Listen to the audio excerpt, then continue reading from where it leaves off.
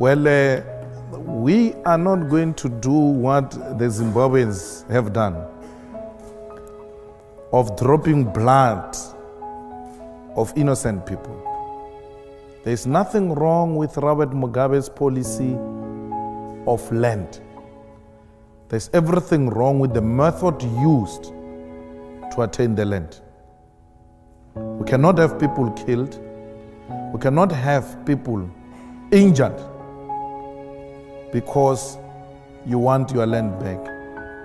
President Mugabe had more than 25 years to pass legislation through democratic means that will systematically take the land back into the rightful owners. He didn't do anything about it. He only introduced that policy at a time when he was losing power. It was opportunistic. It was not a real program that he believed in.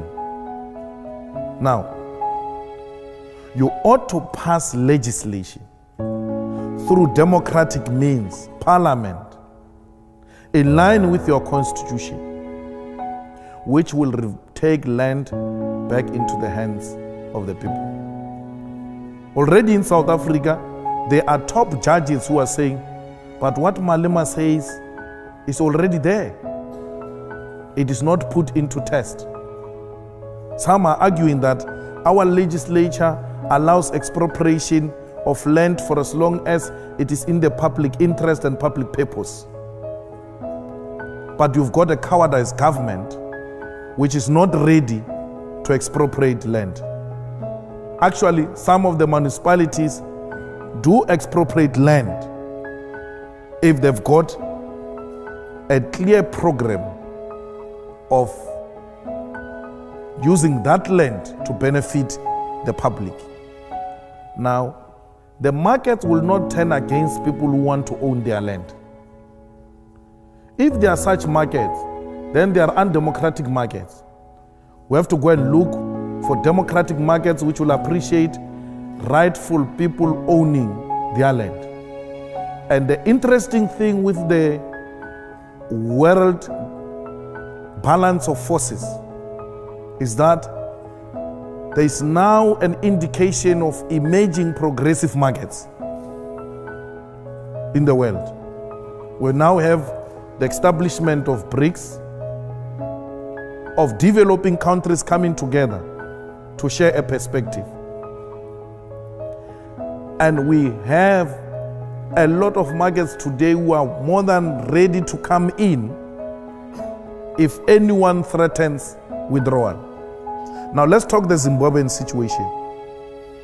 After imposing of sanctions in Zimbabwe and the people of Zimbabwe remaining firm and not wanting to move on the land question, we have seen a situation now where people from the same countries that have said they're imposing sanctions on Zimbabwe going to Zimbabwe underground to go and look for those resources. We command ourselves and Zimbabwe 80% of the world platinum. If they withdraw in Zimbabwe and they withdraw in South Africa, where else will they get platinum?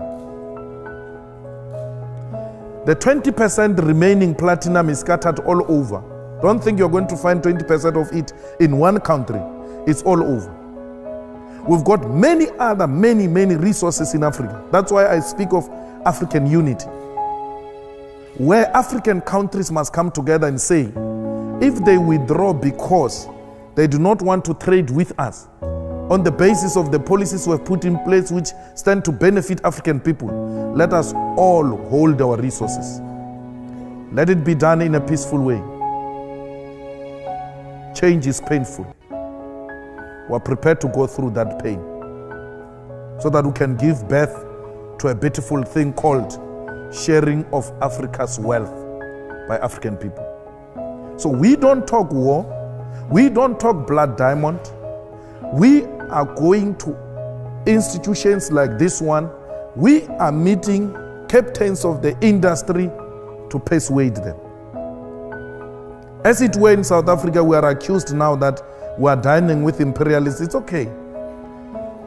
We are persuading them that let the resources of Africa be shared with the people of Africa. I went to a rally of ZANU-PF in Zimbabwe, and I stood up to address them that there is no room for violence in the whole world today. And using violence to resolve political question is unacceptable. The whole rally was shocked because I subscribe to radical politics but not violence. I believe that through persuasion and exchanging of ideas and exposing the weaknesses of capitalist system in Africa, we will win what we are fighting for. If capitalism has worked here in the UK, let me tell you, it has not worked in Africa. The system of capitalism is the one that produced poverty and unemployment in South Africa and the whole of Africa. There's never been any other system. Don't say socialism has failed in South Africa. It was never there. It has never been there. It has never been applied anywhere. If it failed in Soviet Union, not in Africa. Don't confuse Soviet Union with Africa. So it must be, the whole blame must be put on the door of capitalism. The diseases you see, underdevelopment you see, the unemployment, the inequalities, joblessness, is as a result of a capitalist system in Africa. It didn't work for us. It worked for you. You are very fortunate. We have been the unfortunate people who have been a subject of exploitation by a capitalist system. So, throughout, we are persuading people through dialogue and robust engagement and open and honest engagement. But dropping of blood is not what is on our table. At least for now. I don't know what will happen in future, but at least for now, there is no discussion about armed struggle. There is no discussion about killing anyone for the resources of Africa. We believe we can win them over through the power of persuasion.